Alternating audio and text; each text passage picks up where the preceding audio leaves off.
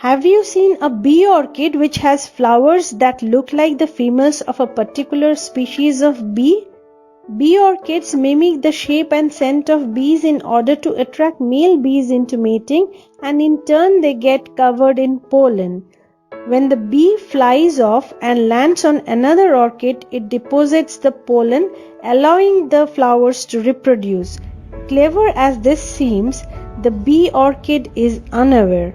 It can't see itself or the bee or know that it's mimicking anything, and doesn't have the nervous system needed to appreciate the similarity anyway. Luckily, it doesn't need to. Here when evolution comes in, it's like throwing spaghetti against the wall and sees what sticks. Likewise, nature also tests many different tactics at the same time in order to identify what works and what doesn't work. Life in nature mainly depends on one thing: the struggle for survival.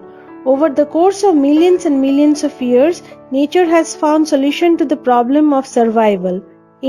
On the Origin of Species, Charles Darwin claimed that there is a continual struggle for existence in nature, in which only the fittest would survive.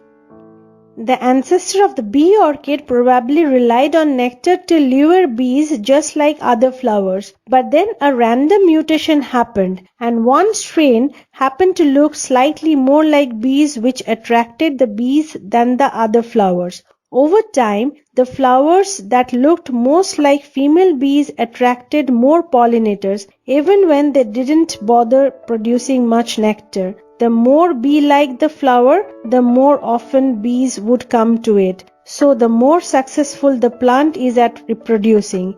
Remember that this evolutionary process may have taken hundreds of thousands or maybe millions of years to happen. Although to be fair, it still only looks vaguely like a bee, so it's a good thing that bees don't have great eyesight either. So plants don't choose how they look or what they smell like, or have any wants or desires at all. In the millions of years of their existence, different plants with different shapes and patterns arose randomly. Plants that were pollinated better would survive and reproduce more than plants that didn't, through natural selection. The invisible hand of natural selection guides everything.